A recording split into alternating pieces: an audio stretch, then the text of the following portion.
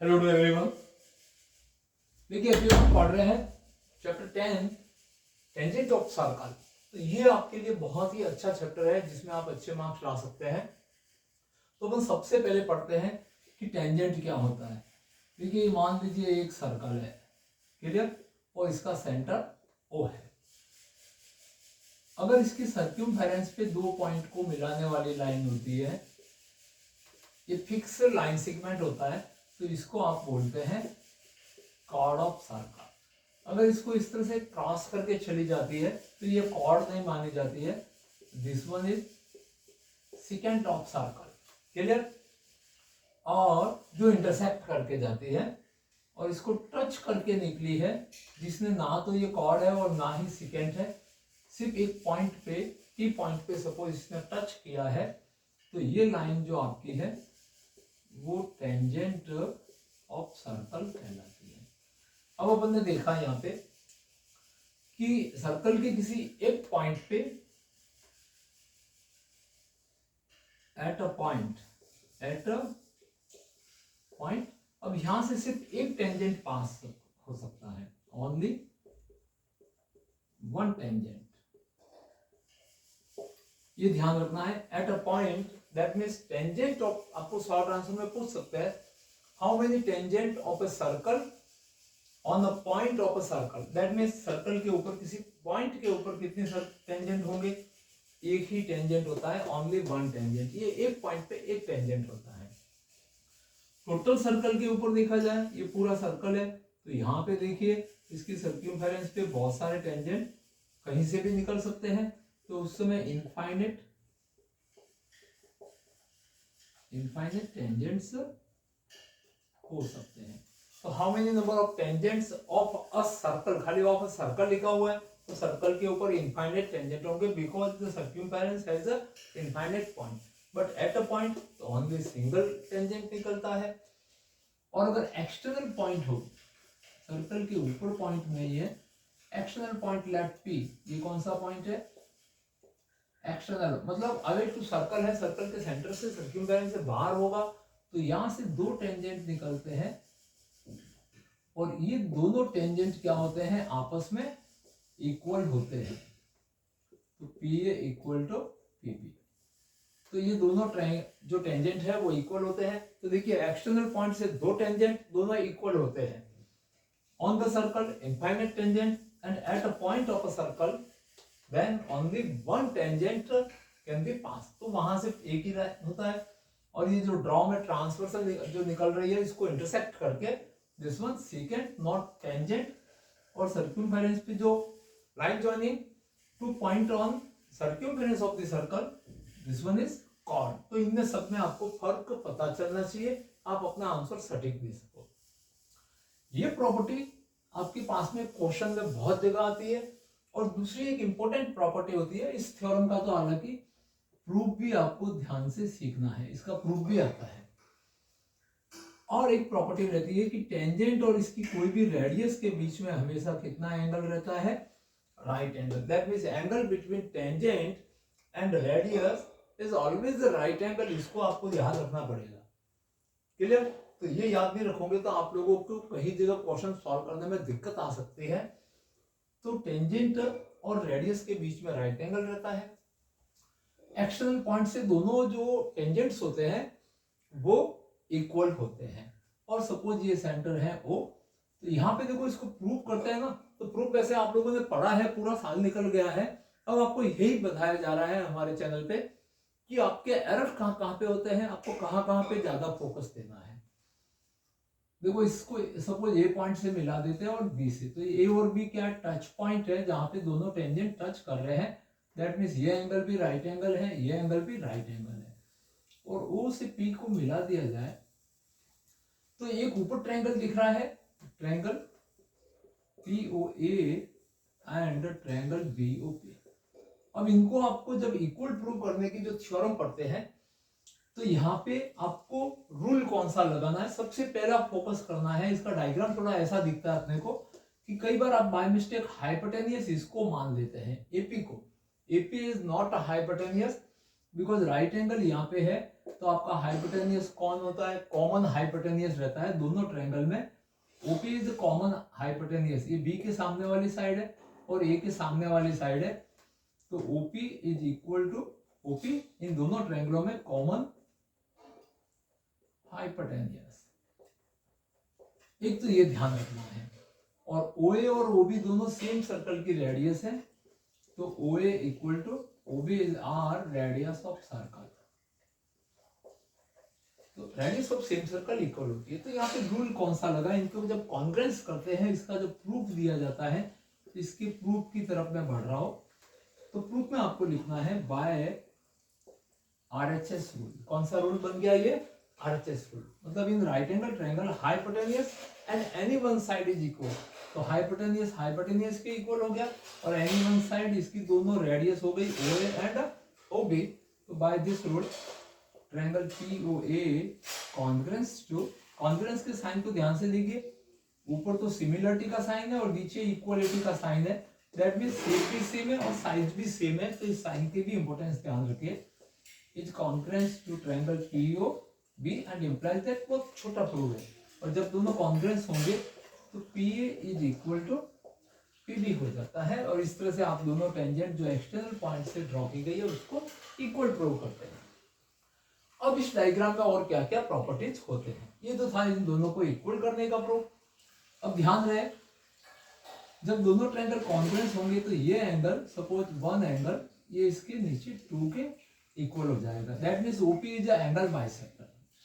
ओ से P line है, वो पी पॉइंट पी एंगल पूरे को क्या करता है, इसका बाइसेक्टर है। तो कभी प्रूव करने में आ जाए, prove that OP is angle bisector of P या आल्सो ओ, इस ओ को भी ये बाइसेक्ट करता है, दैट मींस ये एंगल 3 इस एंगल 4 के इक्वल होता है, ये इसके इक्वल होता है, ये इसके इक्वल, और राइट एंगल के इक्वल होता है। दैट मींस अब इसमें दूसरा प्रॉपर्टी क्या है, देखिए ये तो मैंने बता दिया यहाँ पे डायग्राम में।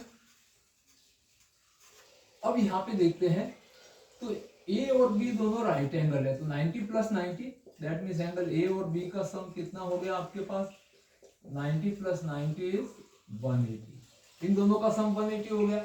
अब आप quadrilateral A O B P को देखें, तो quadrilateral A O B and P, ये आपका क्वाड्रिलेटरल है, तो इसके अंदर चारों एंगल का सम, that means angle A plus angle B plus angle P and angle O is equal to कितना होना चाहिए, 360, और ए प्लस बी का सम कितना है, 180, तो angle P plus angle O 360 minus 180 is equal to 180।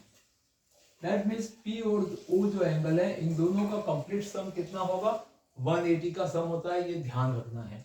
अब इस बेस पे आपको क्वेश्चन पूछ सकता है कि सपोज ये आधा एंगल आपको 25 दिया है और पूरा ओ पूछ ले, तो वेरी सिंपल, ये 25 है तो इसके नीचे वाला भी क्या होगा 25, तो ओवरऑल पी कितना हो जाएगा आपके पास 50, और पी और ओ का सम 180 है, तो 180 से इसको सब्ट्रैक्ट कर देंगे तो वो एंगल मिल जाता है। तो इस तरह की क्वेश्चनिंग होती है, इसमें ध्यान रखना है। कई बार रेडियस और टेंजेंट का लेंथ भी गिवन होता है, तो ओपी हाइपोटेनियस है, पाइथागोरस थ्योरम आप लगाओ, तो इसमें ध्यान रहे ओपी को हाइपोटेनियस मानना है, एबी या एपी या बीपी को हाइपोटेनियस नहीं सोचना है। दिखता है कि ये हाइपोटेनियस है बट होता नहीं, राइट एंगल के सामने वाली साइड हाइपोटेनियस है, ये मिस्टेक अक्सर स्टूडेंट कर लेते हैं। अब इस चैप्टर में और आपके पास बेसिक क्या है, इस प्रॉपर्टी को जरूर ध्यान में रहे, इसके ऊपर आपके क्वेश्चन आते हैं। आपकी एनसीईआरटी की बुक में एक क्वेश्चन दिया हुआ है, जिसमें मान लीजिए कोई क्वाड्रिलेटरल है किसी भी प्रकार का, और इसको टच करके जाता हुआ एक सर्कल है, तो ध्यान रहे A B C D is a quadrilateral and touch at P Q R at S and center is O. तो इसमें क्या प्रॉपर्टी रहती है कि A B plus C D जो ऑपोजिट साइडों का सम है वो बीसी और एडी के इक्वल रहता है, बीसी प्लस एडी। अब इसका प्रूव करने में आपके पास क्वेश्चन है, तो वेरी सिंपल, देखिए सर्कल में बी है वो क्या है, एक्सटर्नल पॉइंट है, तो बी से पी क्या हो गया टेंजेंट, तो बी से क्यू भी क्या हो गया टेंजेंट। तो by this property both tangent from external point are equal, तो ये दोनों टेंजेंट क्या हो जाते हैं equal, P B is equal to B Q.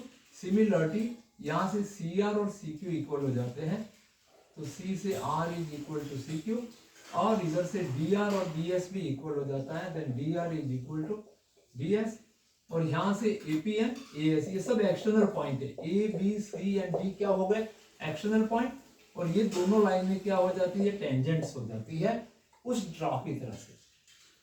तो यहां से आपके पास में आ जाता है कि A P is equal to A S, और चारों का सम करते हैं, सबको क्या करते हैं अपन ऐड करते हैं, तो ऐड करते तो देखिए पीबी और एपी इन दोनों का सम होगा, वो बन जाती है आपके complete AB, and plus C R and D R, ये C R and D R से बनके बन जाता है सी डी, और फिर इधर से एस से C Q and D Q, तो ये सी क्यू और डी क्यू का सम है वो आपका बीसी बना देता है एस से, और इसके सामने वाली बन जाती है एडी। तो ये जो प्रूफ दैट का क्वेश्चन आपके एनसीईआरटी बुक में है उसको वेरी सिंपल इस तरीके से यहाँ पे रीजन लिखते हो, यहाँ पे रीजन लिख देना कि tangent from external point of a circle always equal, तो दोनों इक्वल होने से ये प्रॉपर्टी लगाते ही आपको वेरी सिंपल प्रूव हो जाता है। अब इसके ही जैसा एक और क्वेश्चन आपकी बुक में है जिसमें आपको गिवन है कि एक पैरेललोग्राम गिवन है, आपको क्या गिवन है एक पैरेललोग्राम है, और अगर पैरेललोग्राम को टच करके जाता हुआ एक सर्कल है तो उस समय P Q R and S and A B C D is a parallelogram, तो आपको प्रूव करना है कि ये रोम्बस है। तो देखिए पैरेललोग्राम गिवन है, दैट मींस ये ऑपोजिट साइड इक्वल है और ये साइड इसके इक्वल है, और एबीसीडी क्या है आपका पैरेललोग्राम है, ठीक है। इसको रोम्बस प्रूव करना है, दैट मींस चारों साइड को इक्वल लाना है। तो अभी अपन ने ये प्रॉपर्टी प्रूव किया था A B plus C D B C plus A D, तो इसके अंदर देखते हैं ए बी किसके इक्वल है सी डी के, because given is parallelogram, parallelogram की ऑपोजिट साइड क्या होती है इक्वल होती है, तो सी डी को आप यहाँ से हटा के क्या लिख सकते हैं A B plus A B, और बी सी को एस से, और इसको भी लिख सकते हैं B C, that means twice of A B is equal to twice of B C, and 2 से 2 कट जाएगा तो ए बी इक्वल टू क्या आ जाएगा बी सी। अब ऑलरेडी ए बी को आपने बी सी ने प्रूव किया और A B already C D के इक्वल होती है, तो यहाँ से 4 साइड्स इक्वल हो जाएंगे, A B equal to B C equal to C D equal to A D, and implies that A B C D is a rhombus. तो parallelogram को अगर सर्कल टच करके जाएगा तो वो रोम्बस होता है। इस तरह से इसके प्रूफ में यहाँ तक अभी आपने समझा है, तो इसके आगे 2 लाइनें आप और ऐड करके इस क्वेश्चन को भी सॉल्व कर सकते हैं। अब इसी तरह से एक और क्वेश्चन है इसी प्रॉपर्टी पर कि एक्सटर्नल पॉइंट से जो टेंजेंट है वो हमेशा इक्वल रहते हैं।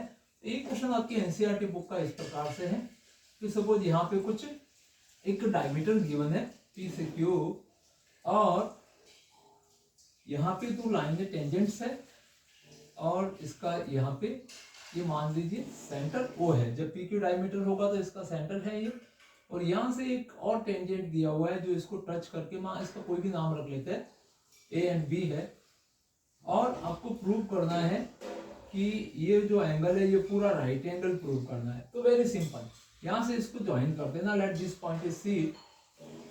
जब भी ये एक्सटर्नल पॉइंट से टेंजेंट होंगे तो देखिए ए एक्सटर्नल पॉइंट है, तो ए से पी और ए से सी ये दोनों क्या होंगे इक्वल होंगे, बिकॉज ये दोनों क्या है टेंजेंट्स फ्रॉम एक्सटर्नल पॉइंट, तो ये ए पॉइंट है वो एक्सटर्नल पॉइंट होगा, तो A C and A P are tangent from external point, तो ये इसके इक्वल हो जाएगा।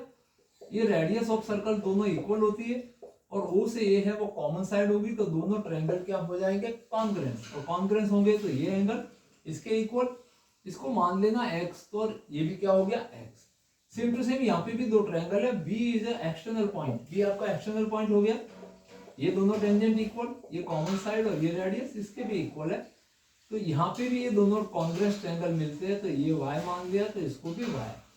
अब आपको गिवन है कि PQ is a diameter, that means a straight line, तो all angle on a straight line जिनका सम है वो 180 होता है, तो x plus y plus y, तो आपको रिजल्ट मिल जाएगा x plus y is 180, sum of all angle on line PQ, और यहां से आपके पास twice x plus twice y is 180 and 2 is common, then x plus y is equal to 180, 2 से इसको कट कर देंगे तो ये राइट एंगल हो जाएगा x प्लस y, तो ये आपका x टुकड़ा और ये आपका y, इन दोनों को ऐड कर देंगे तो एंगल AOB क्रिएट हो जाएगा, that means angle AOB is 90। इस तरह से इस क्वेश्चन को भी इसी प्रॉपर्टी का यूज करके आप सिंप्लीफाई कर सकते हैं। तो आपको ध्यान रहे कि इस चैप्टर के रिलेटेड जो क्वेश्चन प्रूफ दैट वे किस प्रकार के आते हैं वो भी आपको समझाया गया है। एक और क्वेश्चन आपको इसी तरह से है कि मान लीजिए एक सर्कल है और उसको एक कोई क्वाड्रिलेटरल के अंदर टच कर रहा है, ये इसके कुछ टेंजेंट्स है, ये अपन ने इसके टेंजेंट से बनता हुआ एक क्वाड्रिलेटरल बना दिया। तो इसमें आपको प्रूव किया गया है, प्रूव करना होता है कि A B and C and D and P Q R and S R touch point and centre. जो आपको उसमें टू प्रूफ में गिवन है,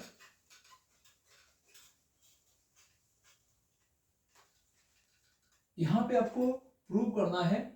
ये सपोज मान लीजिए ये टू प्रूफ वाले स्टेप आप लिख रहे हैं, तो इसमें आपको प्रूव करना है कि angle COD and plus this angle opposite side से बना हुआ एंगल, ये वर्टिकली ऑपोजिट नहीं है, ये ध्यान रहे किसी भी ऑर्डर में हो सकते हैं because ABCD is any type of quadrilateral.